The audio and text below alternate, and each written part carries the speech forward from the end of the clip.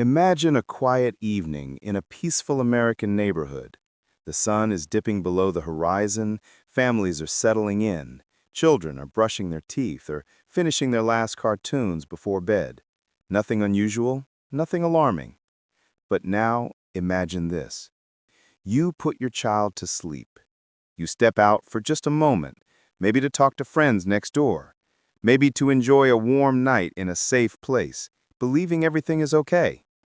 And then, in a matter of minutes, your child is simply gone. No sound, no struggle, no sign. Just gone. As if the air itself swallowed them. Now imagine the world watching. Millions of eyes, millions of theories, a mystery so deep that even today, nearly 2 decades later, it continues to haunt investigators, psychologists, and families everywhere. This is not just a disappearance. This is a story that shook the world, crossed oceans, dominated American headlines, and became one of the most mysterious missing child cases in modern history. This is the disappearance of Madeleine McCann. To understand what happened to Madeleine, we must go back to a seemingly ordinary family vacation. It was May of 2007. The McCanns, a British family of 5, decided to take a much-needed break. They were both respected doctors, hard-working, tired, and hoping to unplug from the endless rotation of hospital shifts and parental responsibilities.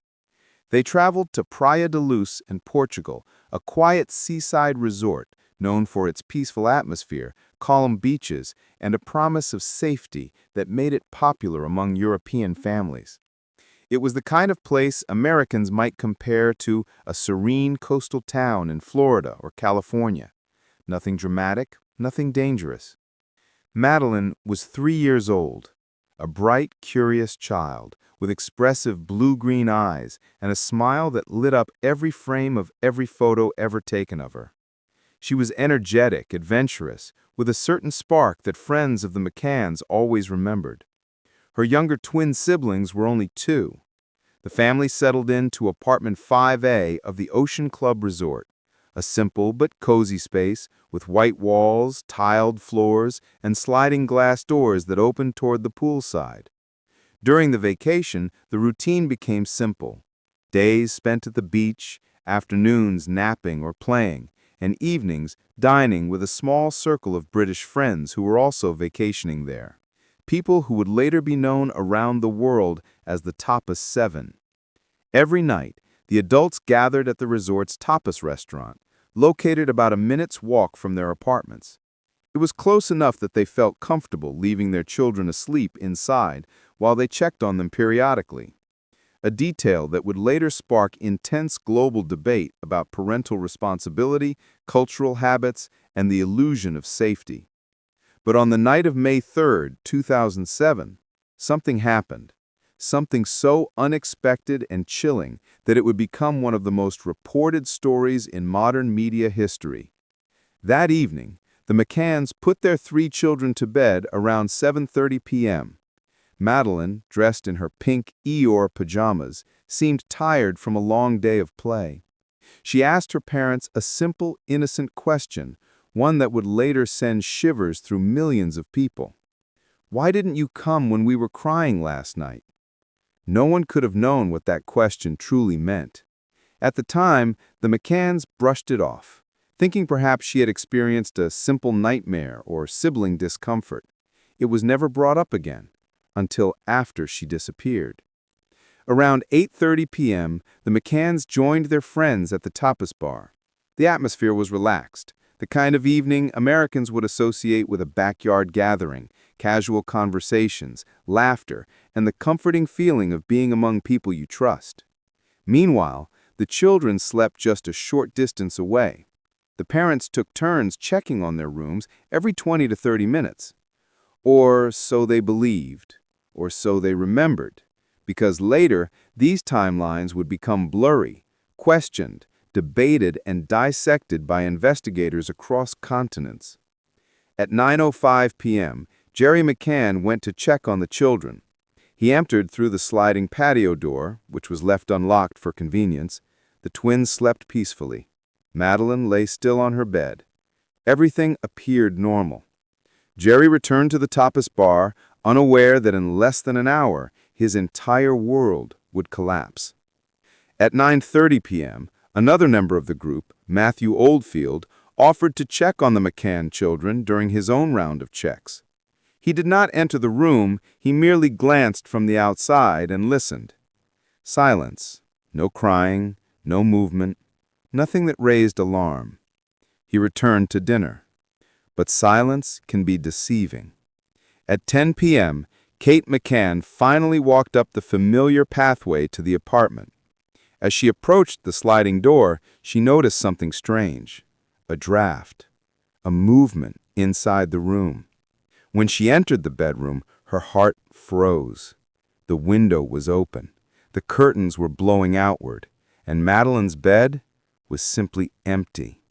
The kind of empty that instantly tells you something is wrong. The kind of empty that turns your blood cold.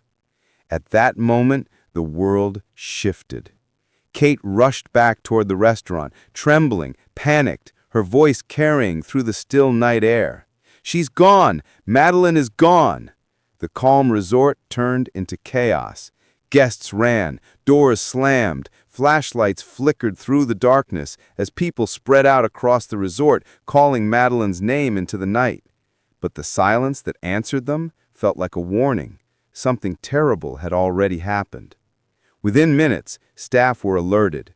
Within hours, police arrived.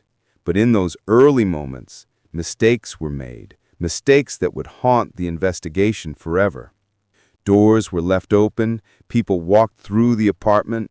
The scene was contaminated before forensic teams could properly analyze it.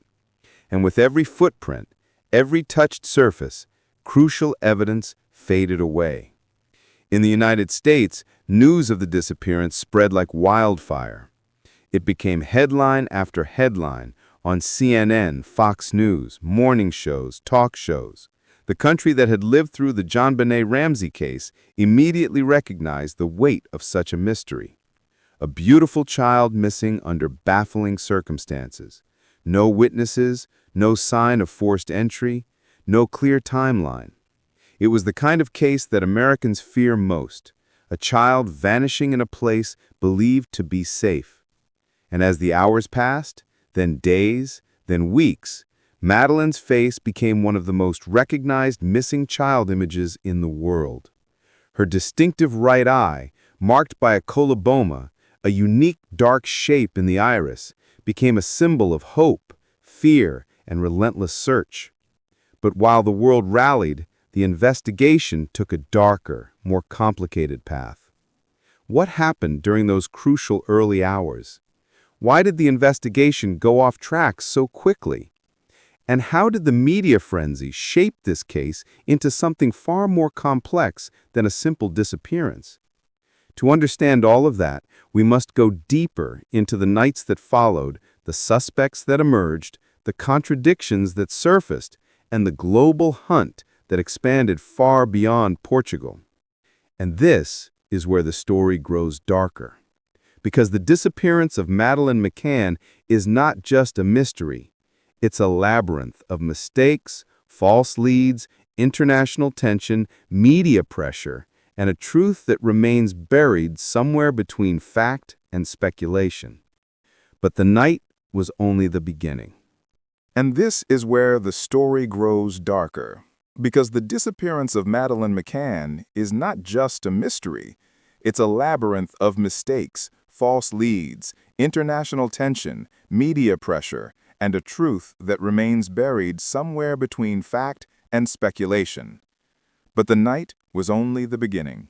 In the immediate aftermath of Madeleine's disappearance, the resort transformed from a quiet vacation spot into a frantic search zone.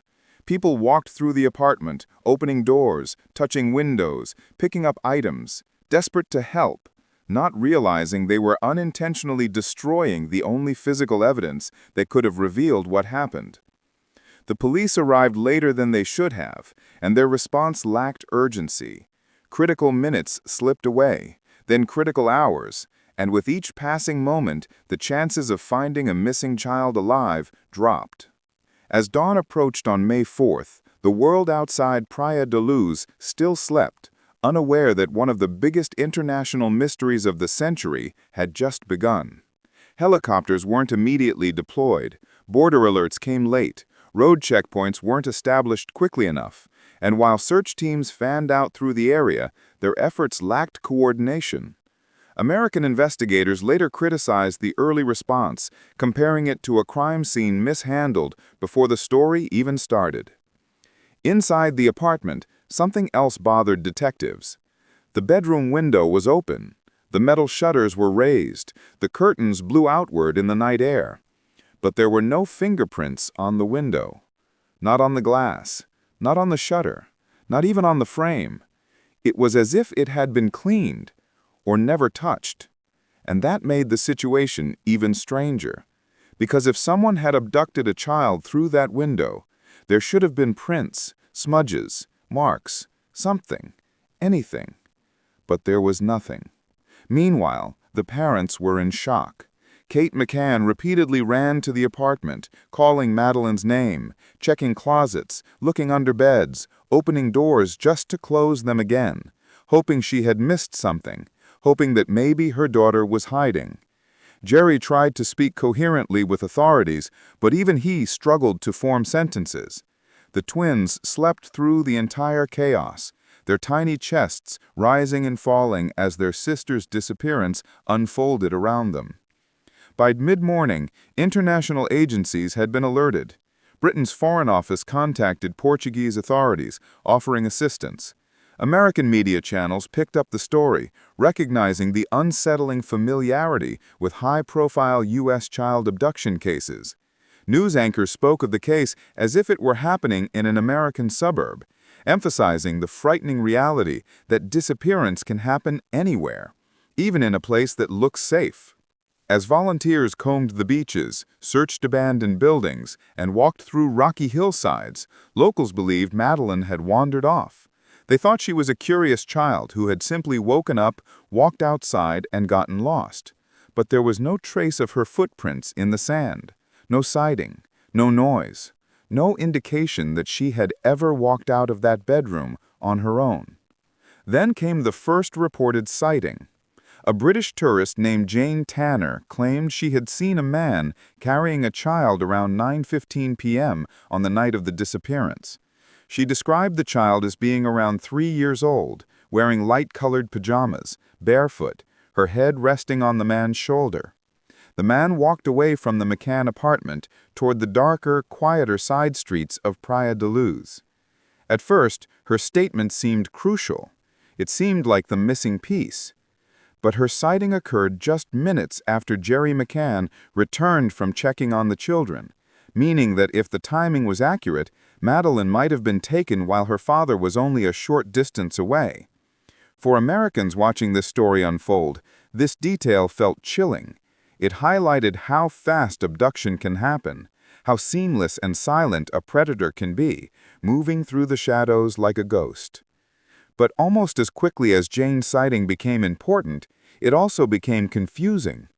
Her description changed over time, details shifted, and years later, British investigators revealed that the man she saw was likely just another tourist carrying his daughter back to his room, meaning her account, which dominated early headlines, may have been completely unrelated to the disappearance. And if that sighting meant nothing, then the real abductor, if there was one, left no trace. As authorities tried to make sense of the chaos, they also struggled with the overwhelming media attention. Headlines across America framed Madeleine as the world's missing child. Her face appeared on billboards, websites, airport screens.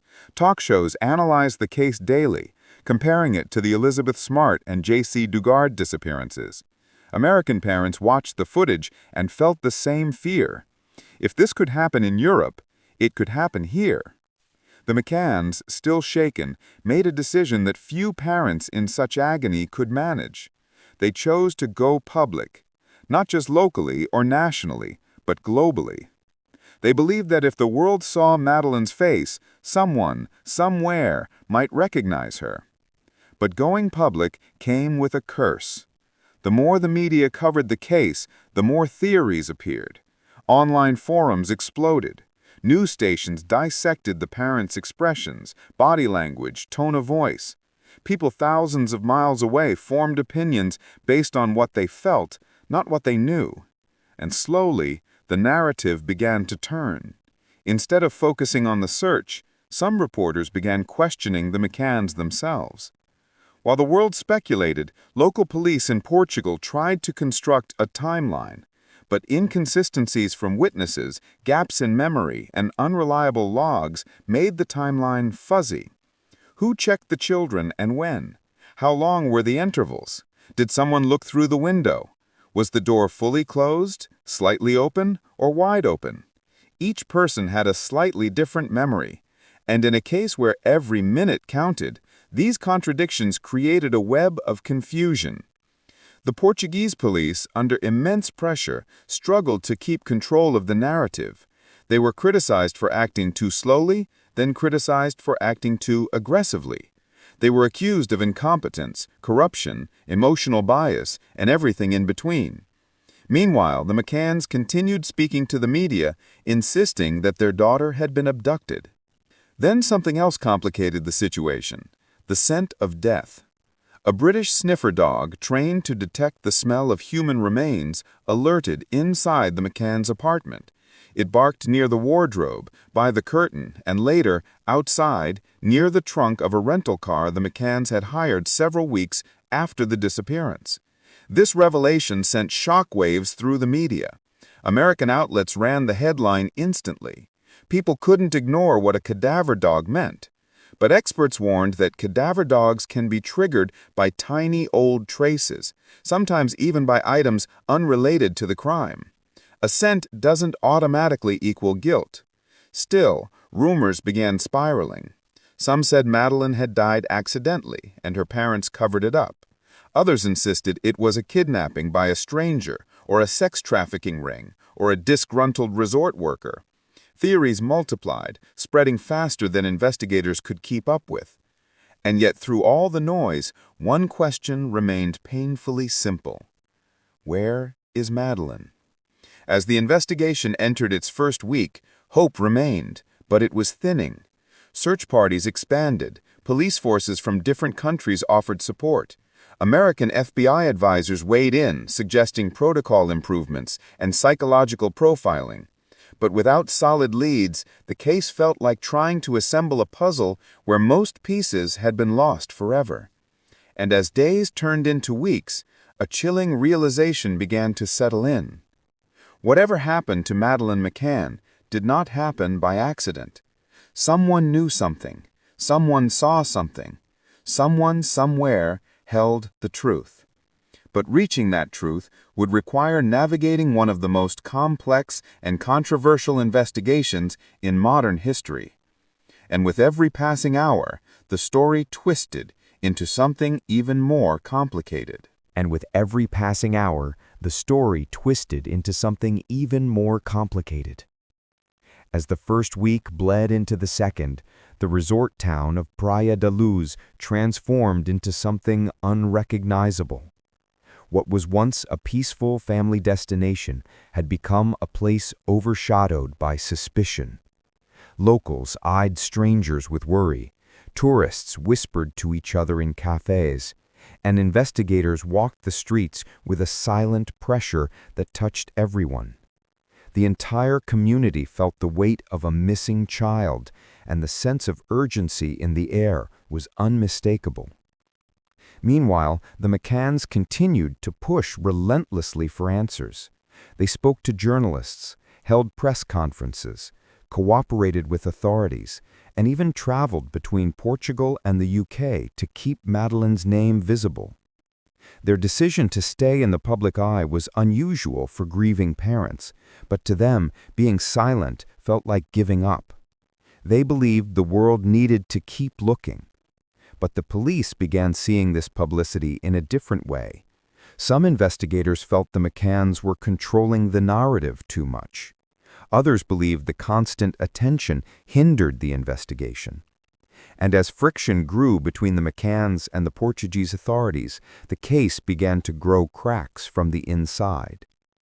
One of the biggest cracks came when detectives realized just how chaotic the first hours had been.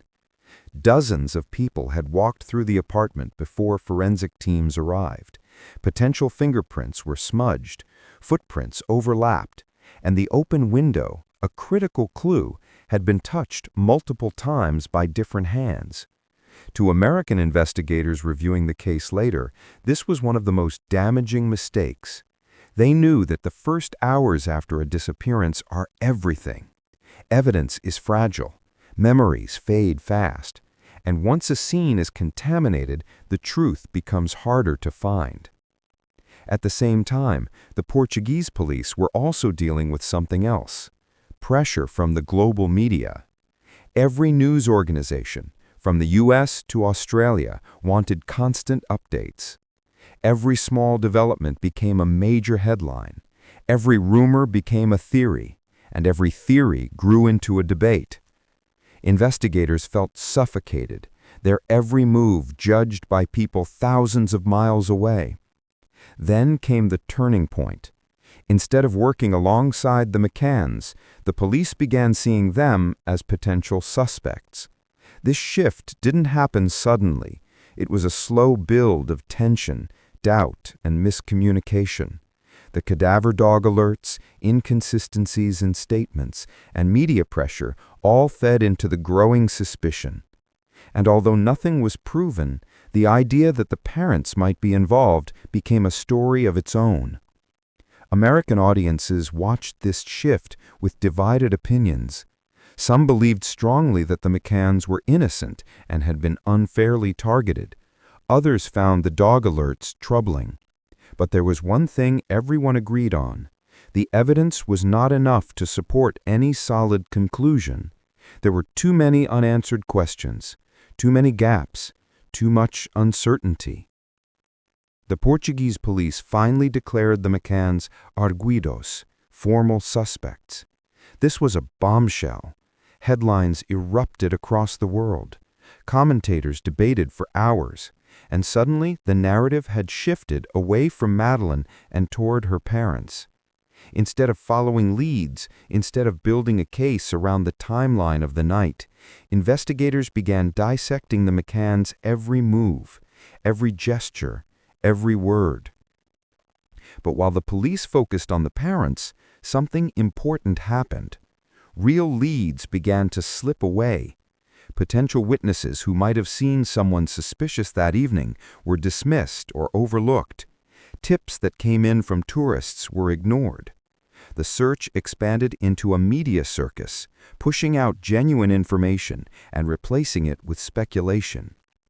Meanwhile, the McCanns, still devastated, still searching, found themselves trapped in a nightmare within a nightmare. They were grieving the disappearance of their daughter, while also fighting a growing wave of public doubt. For any parent, the pain of losing a child is unimaginable. But to lose a child and then be accused of doing something to them, that pain is beyond what most people can comprehend. As tensions grew, British authorities became more involved. Scotland Yard sent advisors, analysts, and experts to review the case files. They quietly voiced concerns about the direction of the investigation. Some believed the Portuguese police were suffering from tunnel vision, focusing so intensely on one theory that they ignored all others. This phenomenon is something American investigative teams warn about constantly. Once investigators commit to a theory, they may unconsciously interpret new information to fit their beliefs instead of challenging them. And the more British and American analysts reviewed the early case files, the more flaws they found. Vital witness statements lacked detail. Timelines didn't match. Maps of the area were incomplete, and the forensic work was far below international standards. It was becoming clear that the investigation was slowly crumbling under its own weight. Meanwhile, sightings of Madeleine began pouring in from around the world. She was reportedly seen in Morocco, Malta, Spain, Belgium, and even the United States. Each sighting brought a flicker of hope, but each was later dismissed. None were confirmed, none brought the investigators closer. Yet the sheer number of sightings hinted at something unusual. People everywhere believed they had seen her. Was this because Madeleine truly had been taken across borders? Or was it simply the power of mass media shaping people's perceptions? The longer the case continued, the more divided opinions became. Some believed strongly in abduction by a stranger. Others suspected organized trafficking. Others believed someone in the resort had been involved. But the lack of concrete evidence meant every answer felt like guessing in the dark. By the end of the summer, the McCanns were exhausted. They were emotionally drained, pressured by authorities, criticized by the public, and still without their daughter. They decided to return to the UK, hoping to continue the search from home. But when they left Portugal, they carried more questions than answers. And back in Praia da Luz, investigators struggled with the same silence they had confronted on the very first night. As autumn approached, frustration deepened. Leads that once seemed promising dried up. Witnesses moved on with their lives, and the absence of progress began to define the case. Even American analysts, once optimistic that international collaboration would crack the mystery, now admitted that the investigation had lost its direction. And yet, through all of this, one haunting truth remained unchanged.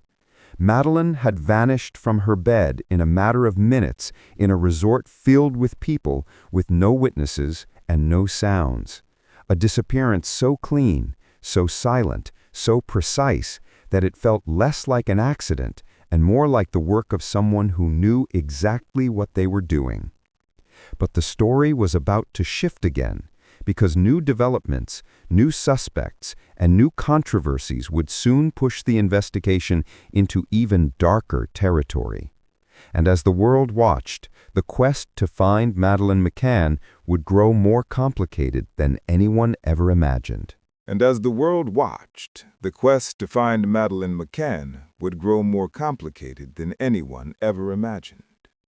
As months passed, the early shock of the disappearance evolved into something deeper and far more unsettling. What began as a race against time slowly shifted into a long, relentless battle for truth. The investigation had stalled, media attention had become unpredictable, and the McCanns found themselves fighting not only for their daughter, but also against an avalanche of doubt and misinformation. Back in the United Kingdom, the McCann home turned into a command center. Phones rang constantly. Volunteers coordinated searches. Investigators reviewed files. Private detectives were hired to explore leads that the Portuguese police had dismissed. American analysts frequently appeared on news segments, offering insights on behavioral patterns, profiling tactics, and the psychology behind child abduction. Many pointed out that the first few hours of the case were mishandled so severely that the window to catch the abductor may have closed before the investigation even began. And while the McCanns worked tirelessly, something disturbing was happening in the shadows. Online forums began to grow into powerful sources of speculation. Bloggers with no involvement in the case claimed to have secret information. Videos spread across platforms dissecting the parents' body language. People thousands of miles away judged their pain, their posture, their grief. The digital world, unfiltered and unforgiving, shaped public opinion in ways that investigators could no longer control. But the most damaging blow came from a man inside the investigation itself. Gonzalo Amaral, the lead detective in the early stages of the case, published a book claiming that Madeleine had died inside the apartment and that her parents had faked the abduction. His theory wasn't supported by conclusive evidence, but his position as a former police chief made the public listen. His claims spread like wildfire across Europe and eventually reached American audiences, igniting controversy everywhere. The book not only attacked the McCanns, it undermined the entire investigation. Suddenly, people no longer knew what to believe. Was it a kidnapping? Was it an accident? Were the parents hiding something, or were they victims of an international smear campaign? The lines between truth and rumor blurred until they were almost indistinguishable. In response, the McCanns launched legal action. They argued that Amaro's claims were baseless and cruel, a distraction from the real goal, finding their daughter.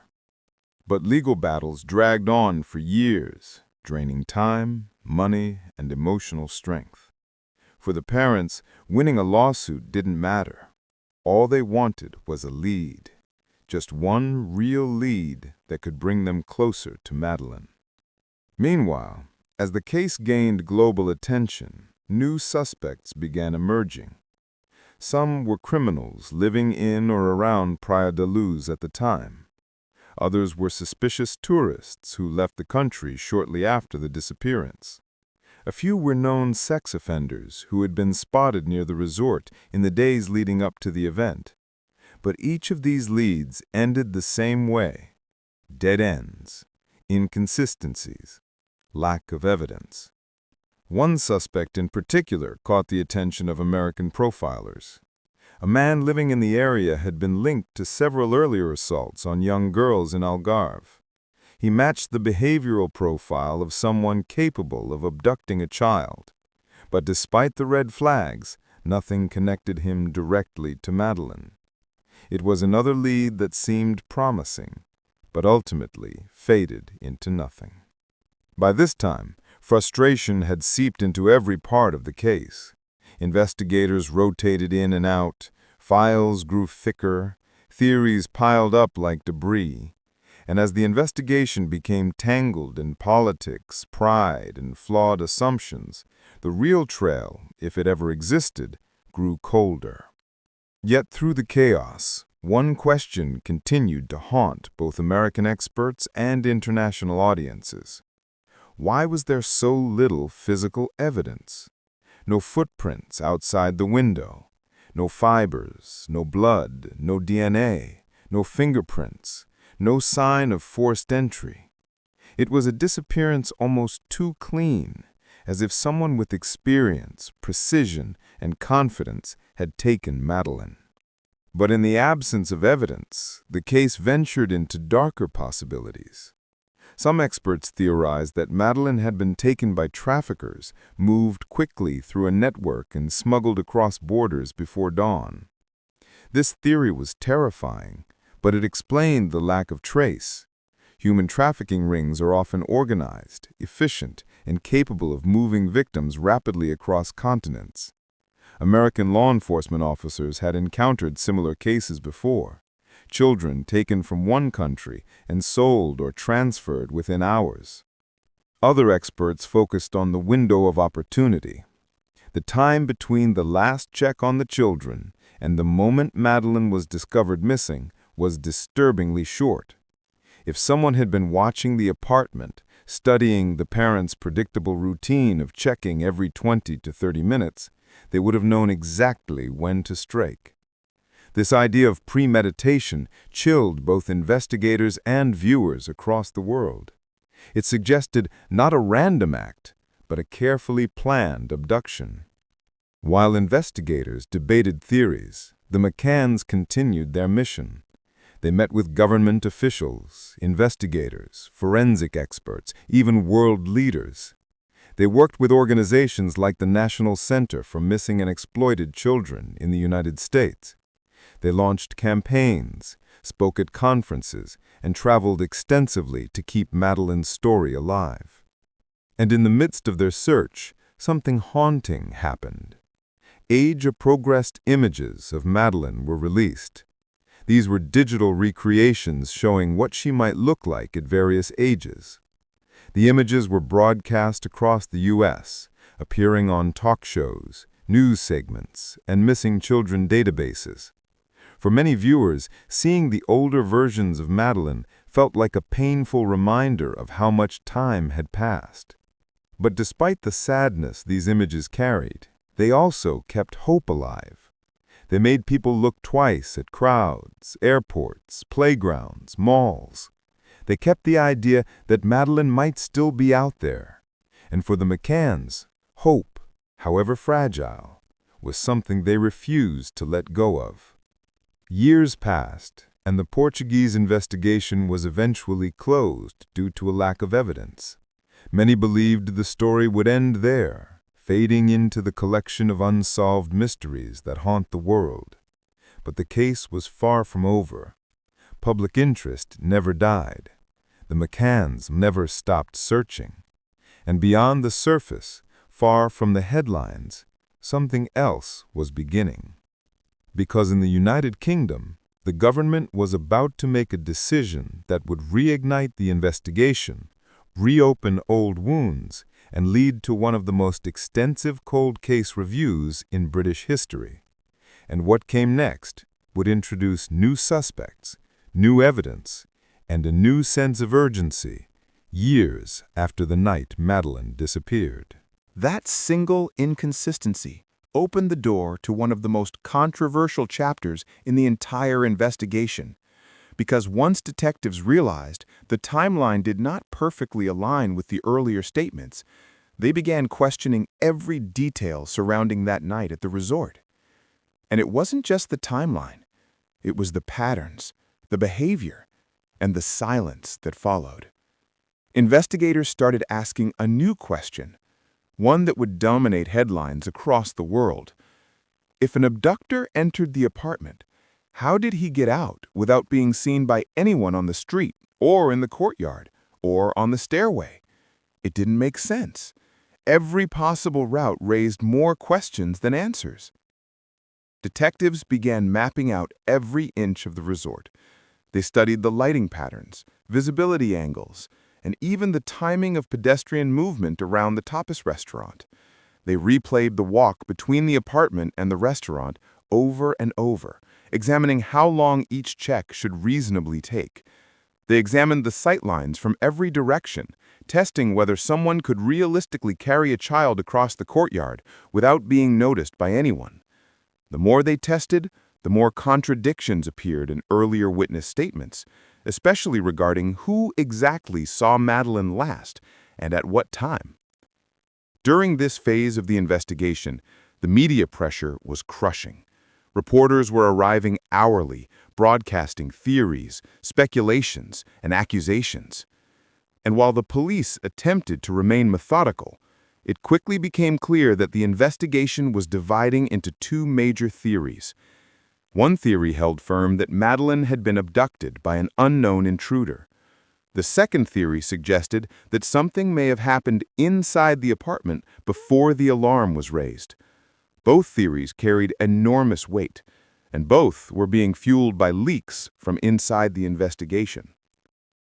The Portuguese police, under intense public and political pressure, brought in specialists from multiple departments: crime scene analysts, behavioral experts, forensic consultants. They examined the window, the shutters, the surrounding ground, and the mattress fibers. They took hundreds of photographs, measured distances, and recorded environmental conditions. And yet, even with all this work, something remained unclear. How could there be so little physical evidence of an abductor entering or exiting through that window? This question forced investigators to revisit earlier interviews and re-examine statements given by members of the group. They studied patterns in each person's recollection, noting where stories aligned and where they diverged. In large investigations, inconsistencies are normal. But in this case, the smallest differences took on enormous significance. Detectives wanted to know exactly when every adult walked to the apartment, how long they stayed inside, and why some statements described the door as closed while others said it was slightly open. As detectives dug deeper, they began receiving additional reports from vacationers who claimed to have seen unusual individuals around the resort. Some described men walking slowly between the buildings. Others reported seeing someone watching the children's area earlier in the week. These reports could not be ignored. Each sighting was mapped on a board, showing patterns of possible surveillance around the days leading up to Madeleine's disappearance. And as investigators reviewed these sightings, a chilling possibility emerged. If someone had been watching the McCann family, that person might have planned the abduction carefully, waiting for the exact moment that the apartment was vulnerable. At the same time, search teams expanded their radius beyond the resort. They combed through fields, drainage systems, abandoned structures, wooded areas, and rocky terrain. Helicopters scanned the coastline. Boats inspected the cliffs and coves. Every road leaving the town was checked, and surveillance footage from nearby businesses was reviewed. Despite the magnitude of the search, there was no trace of Madeleine. It was as if she had vanished in less than 90 seconds, leaving behind no footprints, no sounds, and no trail. This complete lack of physical evidence pushed investigators toward another, more psychological line of questioning. They wanted to understand whether anyone in the surrounding apartments had noticed something strange. They returned to each witness again, seeking clarity. One vacationer, staying in a neighboring unit, insisted she had seen a man carrying a small child roughly around the time Madeleine disappeared. But the description was vague and the lighting was poor. Still, this sighting would later become one of the most important pieces of the early timeline. Meanwhile, the housekeepers were re-interviewed. Maintenance workers, receptionists, and bartenders were all questioned about anyone behaving oddly during the week. Some staff recalled seeing unfamiliar faces near the children's play area. Others remembered complaints about doors not closing properly on certain apartments. Every small detail was entered into the investigative record, building a mosaic of fragments that still didn't form a complete picture. And as the investigation moved into this next phase, a controversial decision was made, one that would alter the direction of the case, reshape public opinion, and ignite a debate that still continues today. A controversial decision was made, one that would alter the direction of the case, reshape public opinion, and ignite a debate that still continues today.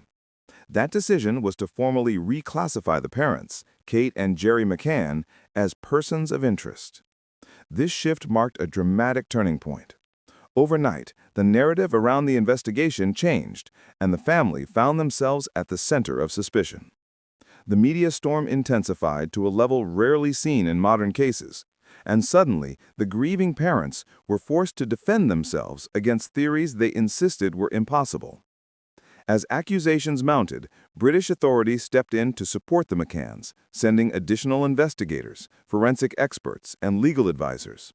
The case had grown far beyond Portugal. It had become an international puzzle involving multiple governments, agencies, and teams of specialists. British forensic teams re-examined the apartment with fresh eyes, reviewing previous assumptions, testing the methods used, and analyzing what had been overlooked. They brought new equipment, new technologies, and new strategies. Yet even with this renewed focus, they faced the same challenge, the absence of clear physical evidence. While public opinion fractured, the investigators pressed forward. Digital records were reviewed, border crossings examined, and thousands of leads from around the world were logged, sorted, and prioritized. Sightings of a girl resembling Madeleine surfaced in dozens of countries, from Spain to Morocco to Malta. Every lead brought a surge of hope, followed by disappointment. Not a single confirmed sighting emerged. Each false alarm deepened the emotional strain on the family and the investigative teams.